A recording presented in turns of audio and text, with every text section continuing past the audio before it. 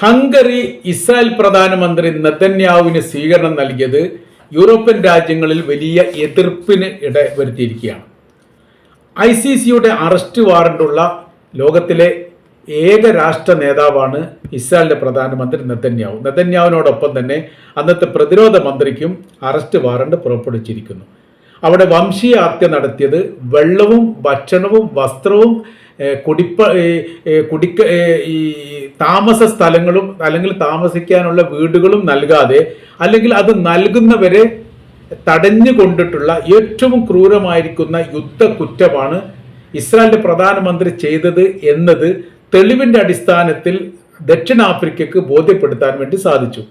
ICCയിൽ അന്താരാഷ്ട്ര ക്രിമിനൽ കോടതിയിൽ ഇസ്രായേലിനെതിരെ വാദവും പ്രതിവാദങ്ങളും വാദങ്ങൾ നടത്തുകയും രേഖകൾ ഹാജരാക്കുകയും ചെയ്തത് അല്ലെങ്കിൽ പരാതി പറഞ്ഞത് ദക്ഷിണാഫ്രിക്കയാണ്. വംശീയ ഉന്മൂലനം നടത്തിക്കൊണ്ട് ഗാസയിൽ ജനവാസ യോഗ്യമല്ലാത്ത സാഹചര്യങ്ങൾ സൃഷ്ടിക്കുമെന്ന് ഇസ്രായേലിന്റെ പ്രധാനമന്ത്രി പറഞ്ഞതിന്റെ വീഡിയോ ആണ് അവർ ഹാജരാക്കിയത്. ഇത് അംഗീകരിച്ചുകൊണ്ട് ഒരു ഉത്തരവ് പുറപ്പെടുവിച്ചത് ഇസ്രായേലിന്റെ പ്രധാനമന്ത്രി അറസ്റ്റ് ചെയ്യാൻ വേണ്ടിയിട്ടാണ്. അങ്ങനെ അറസ്റ്റ് വാറണ്ടുള്ള ഒരു വ്യക്തിയെ ഹംഗറി സ്വീകരണം നൽകിക്കൊണ്ട് രാജ്യത്തേക്ക് പ്രവേശിപ്പിച്ചത് ശരിയല്ല എന്നാണ് യൂറോപ്യൻ രാജ്യങ്ങൾ ഇപ്പോൾ അഭിപ്രായപ്പെടുന്നത്.